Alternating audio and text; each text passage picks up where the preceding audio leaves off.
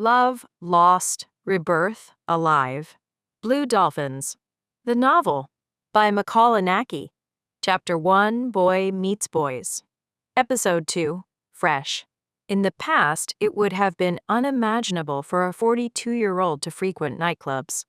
But the arrival of the circuit scene has changed everything, making it possible to return to the dance floor without hesitation. In these rooms, men like Jim can blend in seamlessly among the sculpted bodies of the youth and the seasoned strength of his own generation. Literally, these parties have begun to restore the vibrant pulse of gay life, a life that existed before HIV, and AIDS threw the entire community into a state of fear and despair. There was a time when sexual freedom was fun, exciting, and free to explore. Now it feels like the most dangerous game. In this new millennium, every encounter carries a shadow, a reminder that their very lives could still be the price of the gamble. The monthly gay dance party, aptly named Fresh, breathed life into a nearly forgotten corner of Waikiki.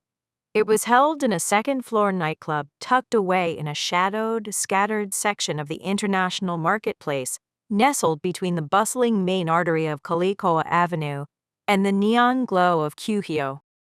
These events, commonly known as circuit parties, had become a mainstay of nightlife for gay men in their 30s and 40s across the mainland United States and the high-density urban centers of Europe.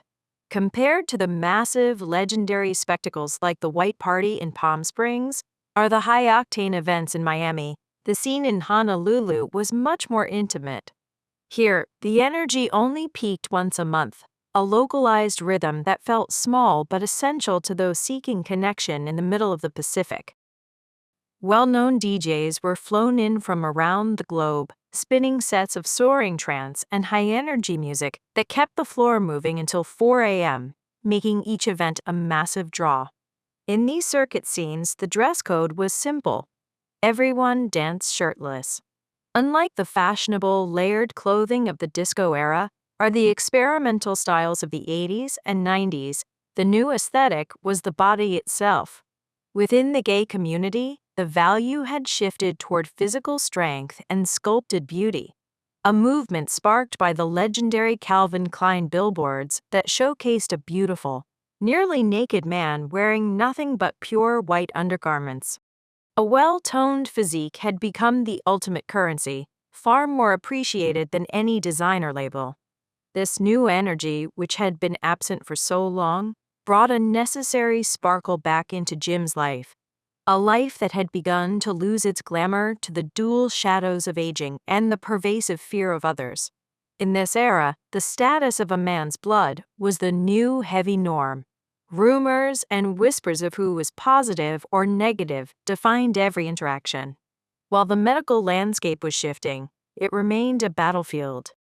The 1987 approval of AZT, zidovudine, the first antiretroviral, had offered a glimmer of hope by slowing HIV replication. Yet its extreme toxicity and the virus's ability to develop quick resistance meant that deaths continued to rise. The true turning point came in 1996 with the introduction of highly active antiretroviral therapy. By combining NRTIs with protease inhibitors, HAART dramatically reduced viral loads and cut AIDS-related deaths by over 40% in its first year in the U.S. Yet, these victories were often hidden behind a public curtain. Despite the clinical progress, the sex-positive liberation of the past had been replaced by a grim, life-threatening reality. In the community, gay men were still dying in the shadows, and the trauma of the previous decade lingered, turning every dance floor into a place where celebration and survival were inextricably linked. While pop icons like Madonna had helped make safe sex and HIV/AIDS awareness the new standard, there was a hidden cost. The awareness often created a divide, turning those who were positive into a sort of enemy to be avoided. This discrimination was driven by a raw fear of infection, leaving those living with HIV to live in fear of rejection. Love, which used to be a source of wonder and freedom, had transformed into something entirely different.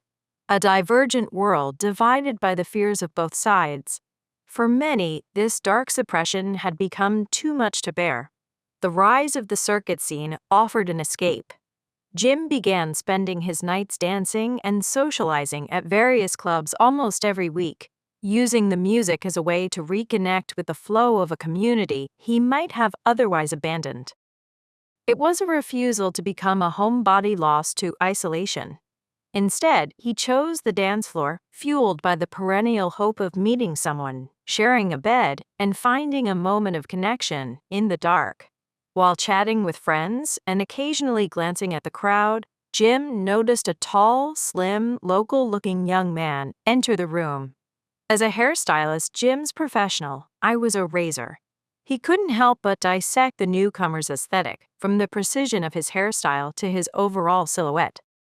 The young man was dressed in a sleeveless white club top and sky blue tight jeans tucked into black boots, a choice that perfectly showcased his lean, athletic lines. His short, clean haircut gave him a fresh, approachable appearance that felt genuinely friendly. But it was his eyes that caught Jim off guard. Large, beautiful brown eyes that looked startlingly innocent. In a night scene often filled with vultures and men with a keen, predatory gaze of animals stalking their prey for the night, this boy felt different. He wasn't a hunter, he was a rarity, the kind of trophy every man in the room would want, though few would know how to handle. After a brief, pleasant exchange with the bartender, the newcomer grabbed his drink and began to circulate through the room.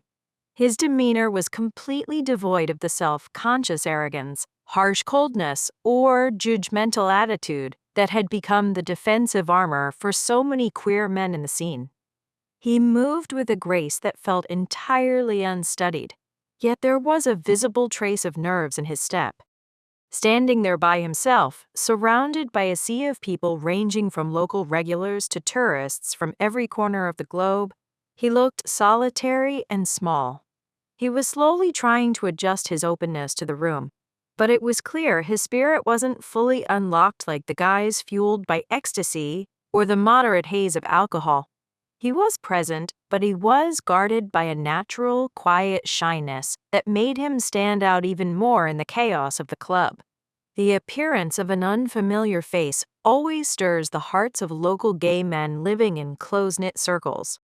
In a small island community, a new face and a new body mean fresh gossip, fresh ambition, and the irresistible temptation that arises when a beautiful prey enters the field.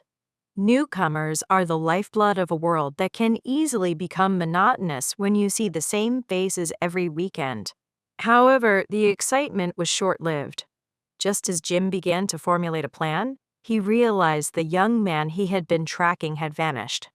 While Jim was distracted by the superficial chatter of his acquaintances, the mysterious newcomer had slipped out of the club, leaving only a lingering sense of curiosity in his wake. To be continued. Swim and listen to the historical gay drama in the center of the Pacific. We are releasing a brand new episode every single day until the epic conclusion of the story. Each chapter delivers a tight, hyper-focused 15 to 45-minute hit of cinematic historical drama set in the tropical islands of Hawaii, the perfect daily plunge into the shattered world a millennium after 9/11. Watch the cinematic video trailer. Listen to the full novel now. Bookmark Blue Dolphins. The Novel Playlist, A Great Argead Saga, Alexine, Volume 1.